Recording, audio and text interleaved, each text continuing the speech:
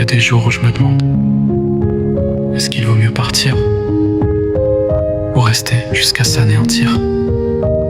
Quand la distance devient trop lourde, quand chaque seconde pèse comme une pierre dans la poitrine, quand ton manque devient une douleur chronique, pas une blessure, non, un état d'être.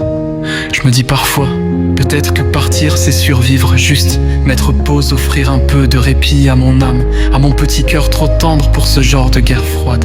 Parce que c'est ça, non, une guerre, pas contre toi, mais contre ce vide entre nous, contre ce silence qu'on habite à deux. Et parfois, je te sens m'en vouloir, un peu, inconsciemment, comme si je faisais pas assez, comme si c'était moi le problème. Mais la vérité c'est que toi et moi, on tourne dans le même cercle vicieux. Et se dire que c'est la faute de l'autre, ça soulage un peu, mais ça ment. Alors, on fait quoi? On part, on s'efface un moment, on respire chacun de notre côté. Et puis, le manque revient comme un poison doux, un besoin brutal de retrouver même un tout petit bout de toi. Une voix, un regard, une main, ta main. Et là, on revient, encore, on se recolle.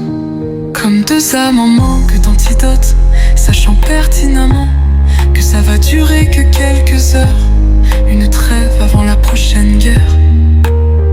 Mais un jour je viendrai te chercher, pour de vrai, je viendrai te dire, c'est bon, c'est fini, je suis là pour de bon. Parce qu'on aura tenu, parce qu'on aura été juste, parce qu'on aura pleuré sans faire pleurer, parce qu'on aura payé nos dettes à la vie. Et ce jour-là, je n'aurai même pas besoin de mots. Tu liras tout dans mes yeux, et ma main prendra la tienne pour t'emmener vers l'infini. Et ce sera beau, ce sera le début de notre histoire, de cette relation qu'on a tant attendue. Et ce sera le fruit de toutes ces années de douleur, de patience, de silence, de feu contenu. Alors tiens bon mon amour, ne lâche pas, parce que je peux pas porter ça tout seul. J'ai besoin de savoir que t'es là, même si c'est un peu, même si c'est juste